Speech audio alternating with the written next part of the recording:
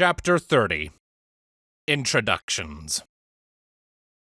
The enemy of my enemy is my friend. The alicorn was dead. The giant green pony's body was still lying there, silent among the rubble of the factory around us. There were no more red bars on my EFS to be found. What had been left pretty much bled away after the death of the goddess's envoy.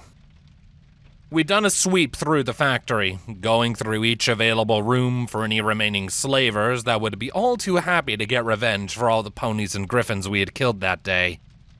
But there was only ever bodies, and with them, the robots or defense turrets that had killed them. There were more than a few charred robotic remains as well, but mostly that of protective ponies and the odd Mr. Gutsy. The sentry bots had fared better, and along with the smaller ones had made quick work of the unprepared slavers. Even when we had looked outside, some of the robots had spread into the courtyards around the factory and attacked any stragglers outside.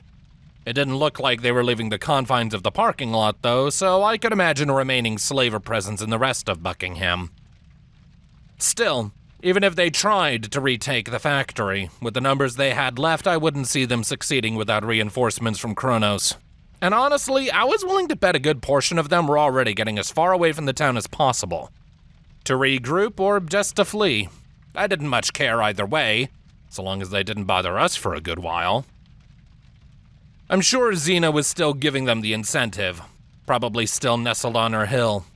I could swear I could just about hear the occasional crack of her sniper rifle in the distance, but, well, maybe that was just me.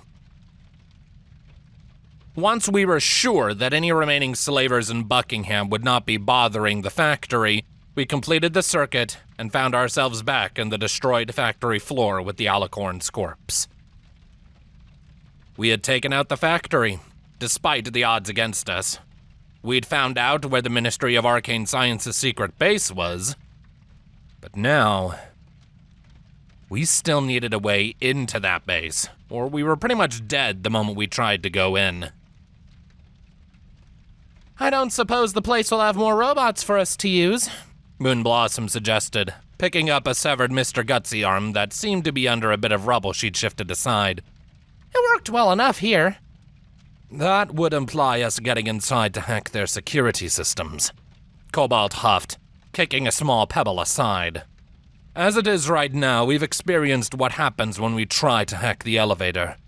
Even if we killed the welcome party, which we totally could, we'd still have to fight our way through a base of slavers, some in power armor that know we're there.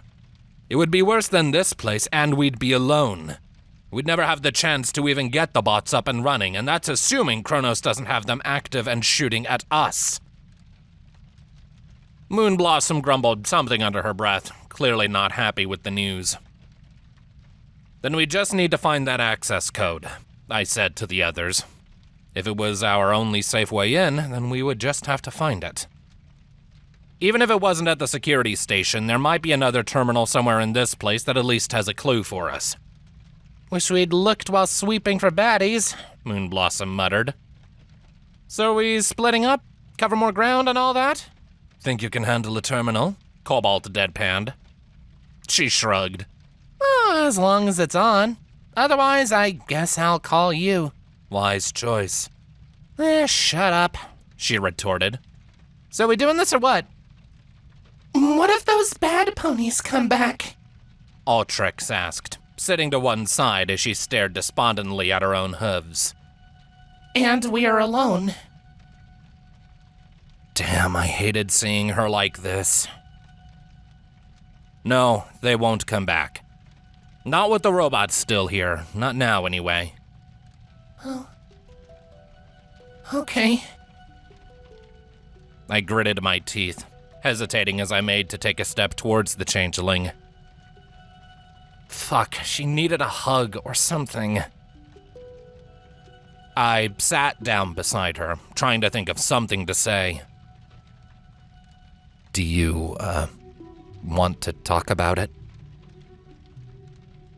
She sat silent for several moments, though I guess that was an improvement on the last time I asked. Why isn't there a manual on friendship and how to deal with shit like this? Maybe that should be in the next edition of the Wasteland Survival Guide. No. I don't. She finally answered. I can't say I'm a huge fan of how those 3 words made my heart ache. I'm sorry, Scrap Heap. For what? Getting angry? She said with a hic, using a hoof to wipe away some emergent tears. That was mean. I shouldn't have. Hey, it's all right, I assured her, and instinctively my hoof found its way to her shoulder. You have every right to be upset, but I'm so sorry that what happened did happen. But you did save me, and I guess the equestrian wasteland just forces these things to happen. But it shouldn't, she said in a monotone, as she stood up, my hoof falling from her shoulder. This world is a disease. And for the first time in my life, I can't do anything to cure it. And with that, she walked off. Ultrix, Cobalt slowly said as she walked by. But the changeling didn't stop. She just kept going until she'd exited through the closest door and vanished down the corridor. Crap.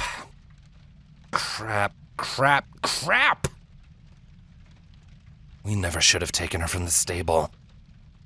This was our fault, my fault. If we hadn't pried her from her home, thrown her into something she never should have had to deal with. And then what? Cobalt asked sternly. Then what would have happened? What do you mean? What does he mean? We fucked up her life. How can he see any bright side to that? How many times would we have been killed if she didn't come along? We did fine before we took her. We didn't take anything. She wanted to come. Cobalt protested, and ow! Why'd he grab me like that? Get a hold of yourself, for Celestia's sake. She saved us from getting spotted before we were ready back at the Megamart, and freed the prisoners. She's giving us medical attention time and again, with far more proficiency than I could manage, and you would have been dead today if not for her. It is a good thing she came. So I should just brush over the fact we fucked her over? I'm not saying we ignore it, Cobalt retorted, pinching the bridge of his nose between his hooves. I'm at a loss how to help her too, but if we start second-guessing ourselves, then how are we supposed to even begin? Fuck, he's right. Why does the smart pony always have to be right? Guys, can we save this for later? Moonblossom asked, and she actually looked physically uncomfortable. I don't even know where to begin with this shit, so can we just find what we're looking for and get the hay out of this place? I guess even she was more at a loss at how to process Ultrix's pain than we were. All right. You and Cobalt can head off. I'll search through the rubble here. See if there was anything important on that little command platform of theirs before the Alicorn wrecked it all. Yeah, okay. Sounds good. She replied as she hurriedly turned to leave. But then she stopped. Just be careful, yeah? Then she was gone, Cobalt and I staring out after her. And then Cobalt snorted. I guess there might be hope for that raider yet. He too quickly left thereafter. I sighed, turning to look around at the rubble around us. You know, I'm not anything remotely described as anything even near poetic. But at that moment, I found this trashed place to be a pretty good analogy to my friends and how we were all feeling right now. Why can't things ever just be simple? Go in, beat the bad guys, go home, and have a sparkle cola. All this angst was just getting the better of me, I guess. Damn it. I started to shift the rubble aside, mostly focusing my magic around where the central platform had been. At least here I excelled, scavenging being my special talent as such.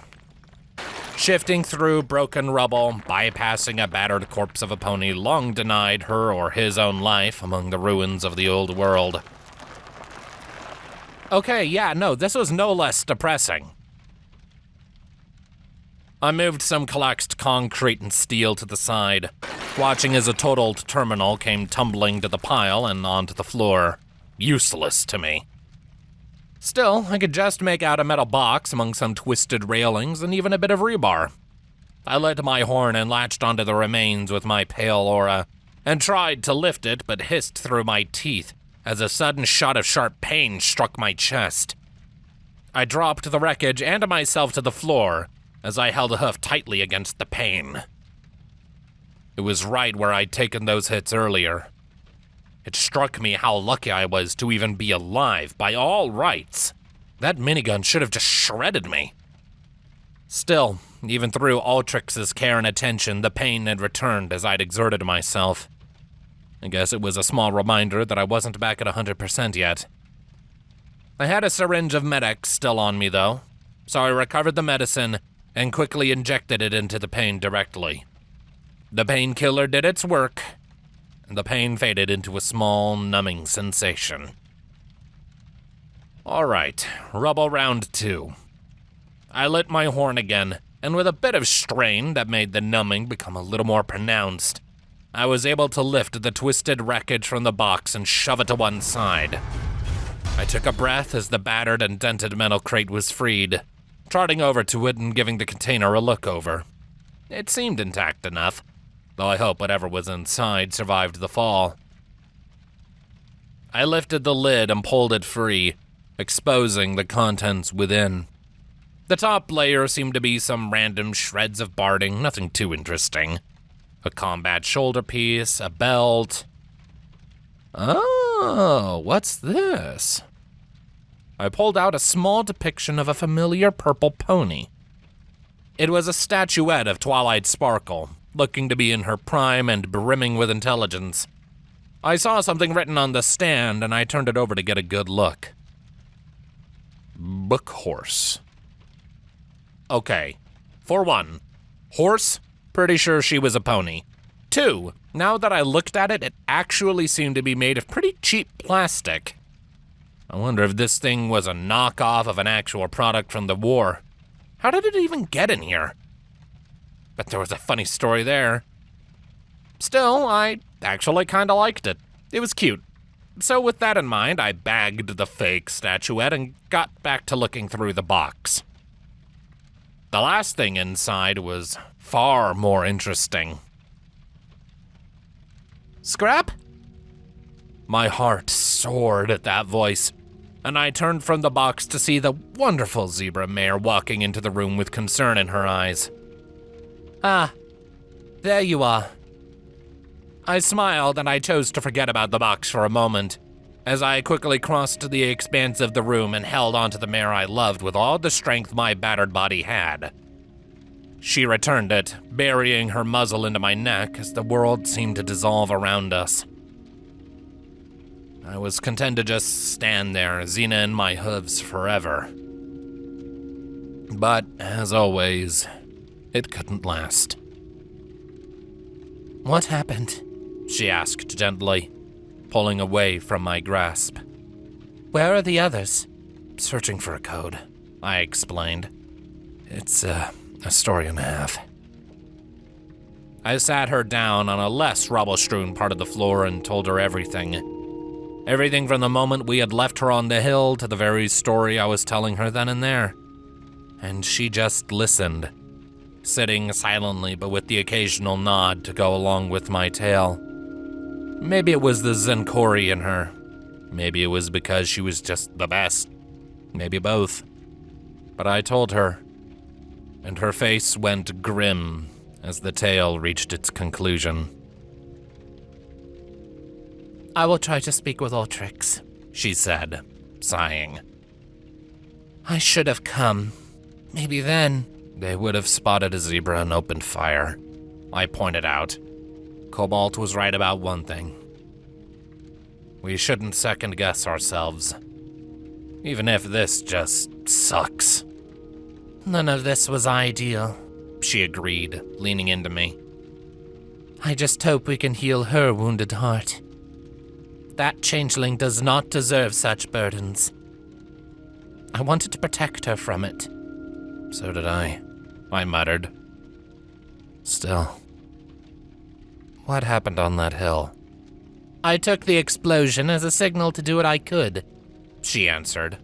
Any slaver that entered my sights did not get up again. After the factory went silent, I witnessed a great many begin an exodus from the town. I figured. Fleeing or regrouping? Yes. Ah. I guess that means they'll be back. Probably with power armor and a plan to deal with the robots. We do not want to be here when they get back. I suppose that also means we should make sure they can't use the factory anymore before we go. But first, I got up and Xena gave me a questioning look as I made my way back to the box. What is it? She asked. Well, I found a cute little Twily, I replied and smirked as her muzzle scrunched in confusion. But I also found this. Carefully, using my hoof and not my magic, I brought out the memory orb from the box and presented it before her. Another orb? She questioned. One would assume about the changelings as with the others. Could be useful. Could be changeling mating season. But they even... Nope, not thinking about it. Keep an eye out while I check it out, alright? Always. I gave my mare friend a smile, but then frowned as I looked at the orb. Secrets. Let's unlock them. I lit my horn, making the connection as I waited for the inevitable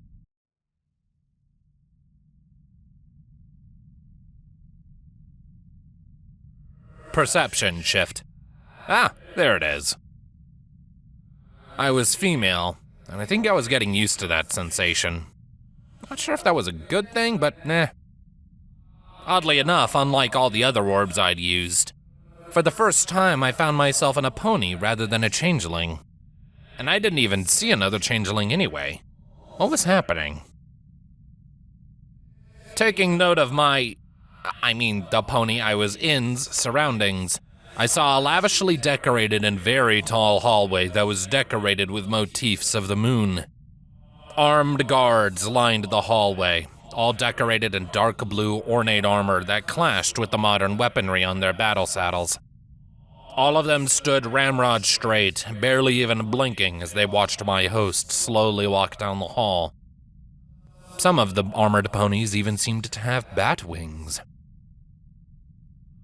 I also became aware of the fact that my host was not alone, and there was distinctive scarred Pegasus walking along me, who was wearing a dark flight suit. What is this about, Rainbow Dash? Twilight Sparkle, my host, asked the battle-hardened cyan Pegasus with the rainbow mane. Princess Luna's message sounded urgent. It kinda is, yeah, Rainbow Dash replied. Ministry business, you know. Ministry business, Twilight deadpanned. Isn't your building still being used for storage? Shush, Rainbow retorted. I didn't exactly want to handle this, but... Well, I don't think you're going to like this. Thanks for filling me with confidence. The two mares walked along in silence for a little while after that, making a right turn and heading further into the castle. So how's the ministry going, anyway? Rainbow Dash asked.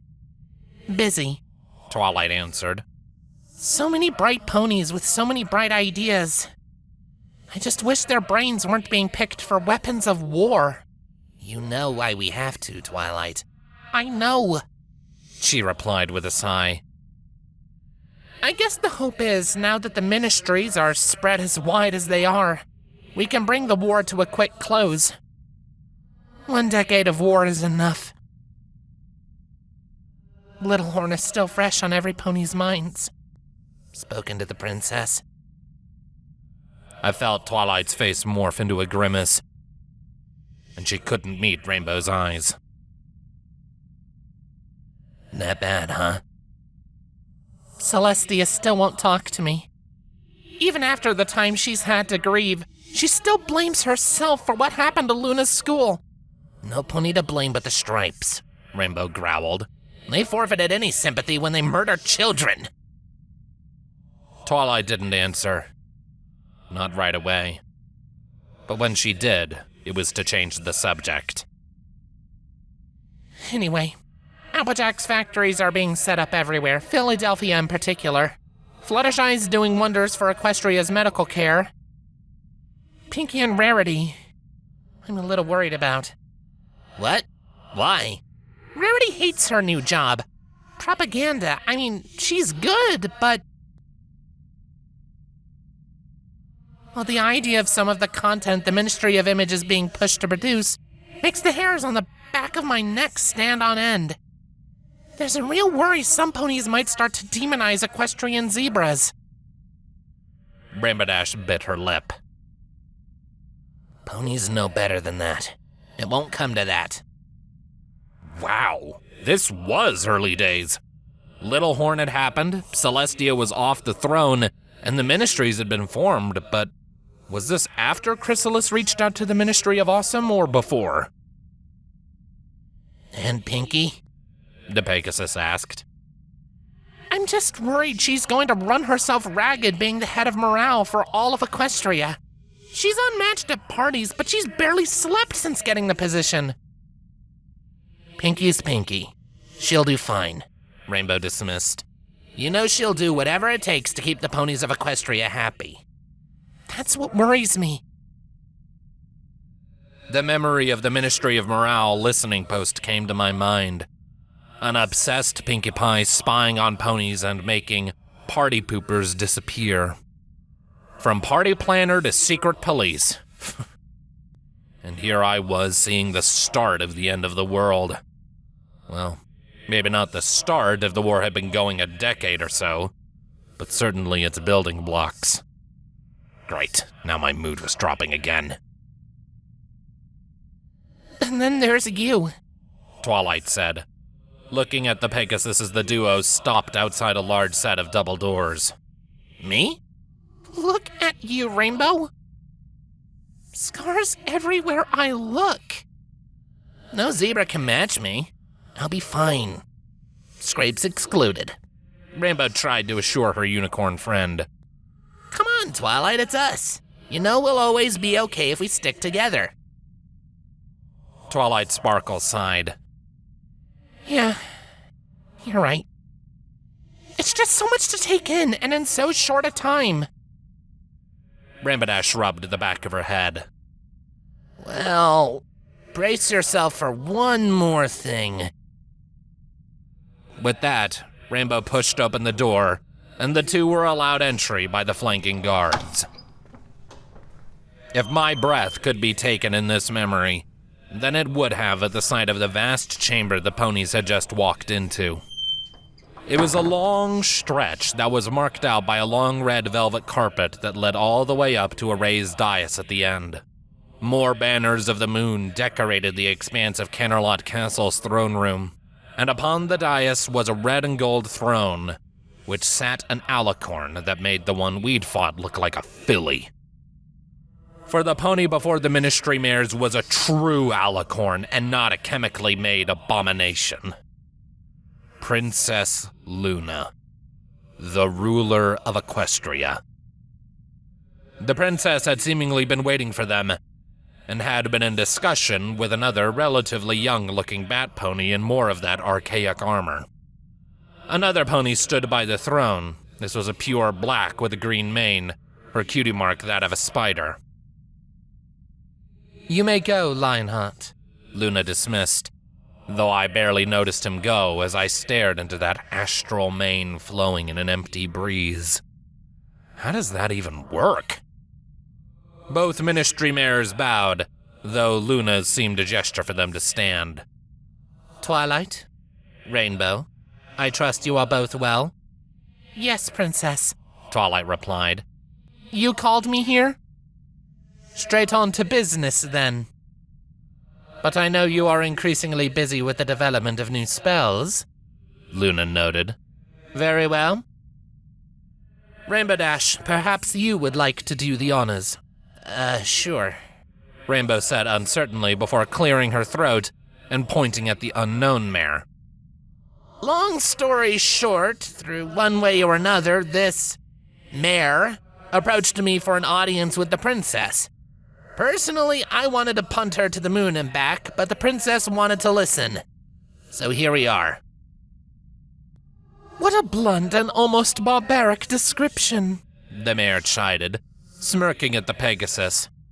But perhaps I can introduce myself. Luna sighed. Very well. Twilight, do not be alarmed. I couldn't feel Twilight's emotions, but the way her body tensed showed me that she failed in that last directive. And then the mare was surrounded by green flames, and Twilight yelped in surprise and horror as Chrysalis melted into view. You! Twilight shouted. Why is she here? What is this? Tell me about it, Ramadash grumbled glumly. Queen Chrysalis is here on my invitation, but that as of yet is not to become public knowledge. Understood?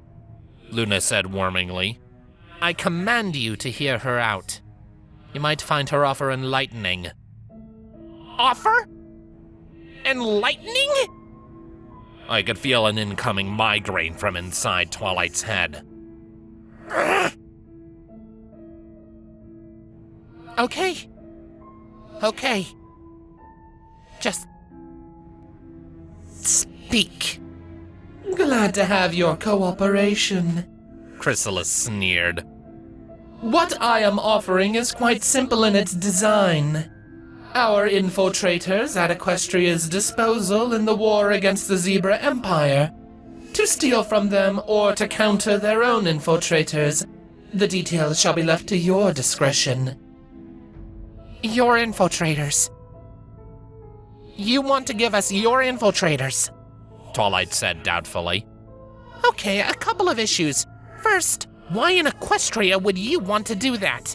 We've been enemies ever since you invaded Canterlot at my brother's wedding. 2, I've seen the reports. I know you've tried infiltrating Equestria since the war began and failed. Chrysalis growled. Your technology, Sparkle. That is the key. Your technology has boomed ever since this began, and it has advanced further than we've been able to keep up, I must admit. But you still lack any technology to replicate the abilities of my kind. If my infiltrators are allowed the chance to understand your technology, and that of the zebras, and even be able to utilize some you would ever so graciously donate to us, well, I'd think you'd find that your enemy would suffer the consequences. Twilight paused, just remaining still and staring at the Queen for a good few moments. I couldn't see into her thoughts, but given how history went, I could make a guess or two. She was probably hesitant, even spiteful at the notion. But since they were fighting a war, she was probably also seeing Chrysalis's point. Too bad none of this would matter in the end. Our infiltrators have historically seen a lack of success compared to the Zebra's own. We've never been able to reverse engineer the enchantments in their stealth cloaks. Twilight mused. I guess stealth bucks had yet to be invented. The shadow bolts do pretty well, Rambadash injected proudly. You do not infiltrate, you fight behind enemy lines. There is a distinction, Chrysalis said with mock sweetness. Your advancements in our hearths would eliminate the crushing disadvantage we've had and return us to prosperity. And in doing so, you too benefit. So that's what you're getting from this? Twilight questioned, still hesitant it seemed. Prosperity? A bit more well-defined than such a base concept, Princess Luna interrupted. in return for their work disrupting our enemy from the inside, beyond certain elements of our technology, they will also receive a new hive within Equestria's border. What? Both the Ministry mayors shouted. You never told me about this! Rainbow Dash added. Chrysalis flashed Rainbow Dash a fang-filled smirk.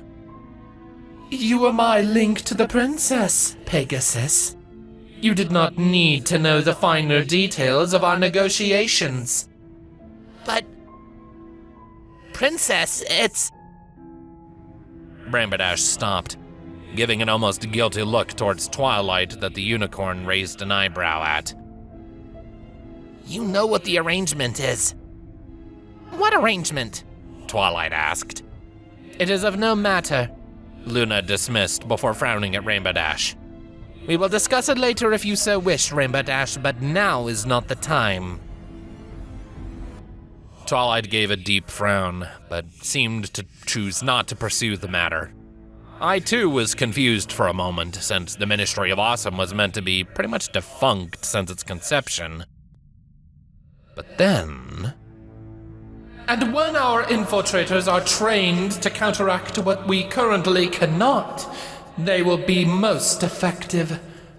The ponies could use that. I think the Ministry of Awesome would be most interested. The MOA? The drone muttered with a frown. But they don't do anything. And I can be a lowly pony walking through Manhattan completely unnoticed, Chrysalis said with a knowing chuckle.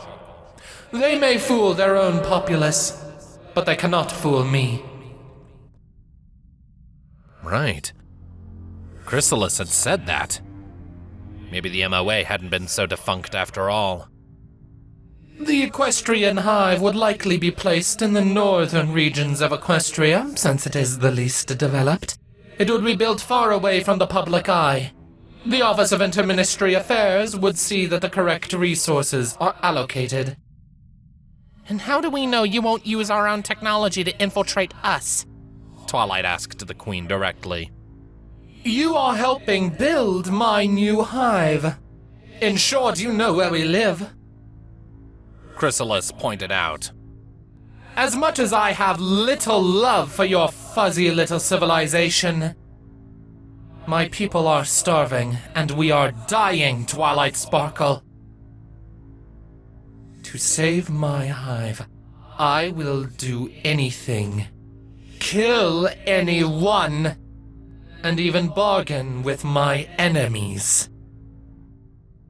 You really are desperate, aren't you? Chrysalis's teeth clenched, and she took on a predatory pose.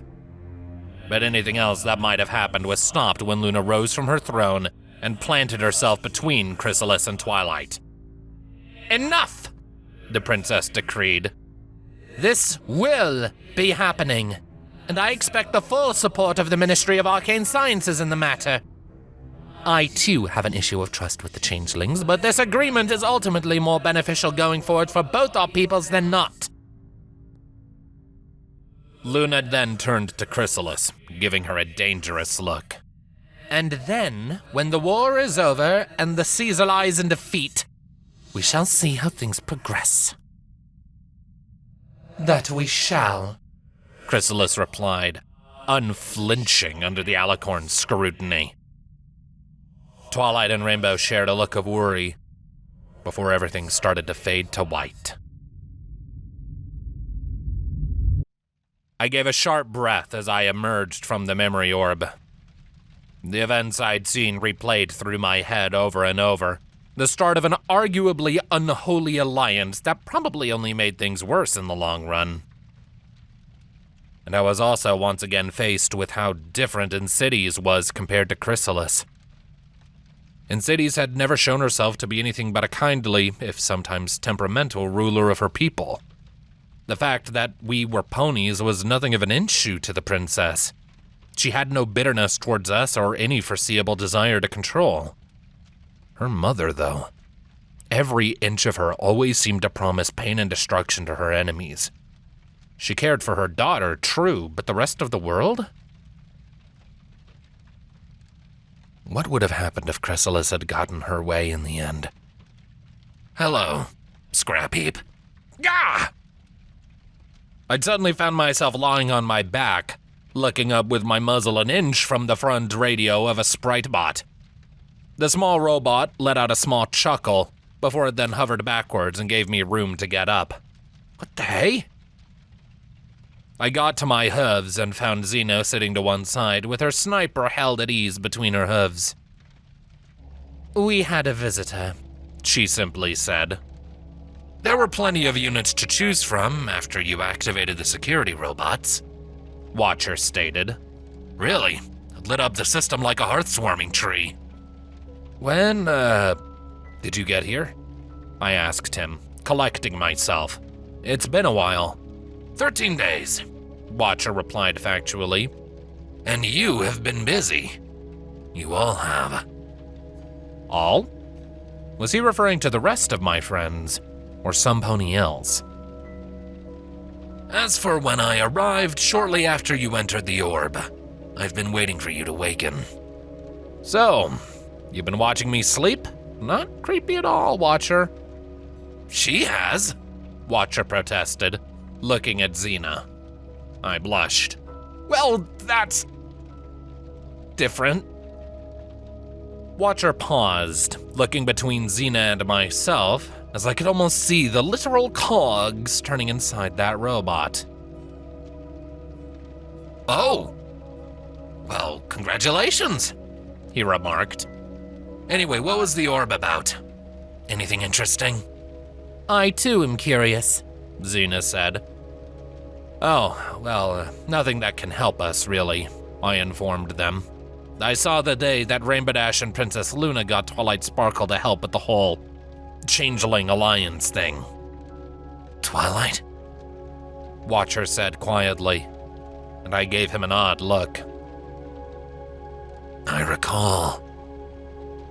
She came home particularly irate that day. I can't blame her. None of us could trust Chrysalis.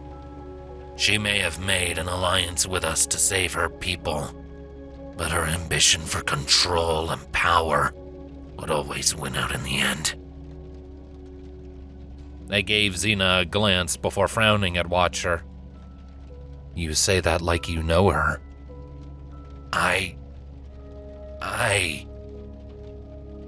Watcher stopped talking for a moment.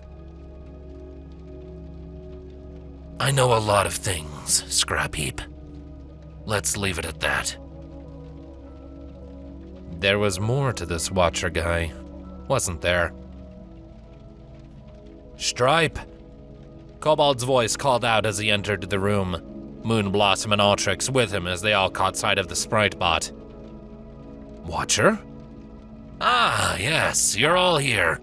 Perfect. Watcher buzzed up into the air, circling us from above before looking down on the lot of us. He studied us for a moment before speaking again. Now, from what I've witnessed, I've gathered that Red Eye has some kind of plan for the changelings. And you know what that plan is, he stated. Tell me everything.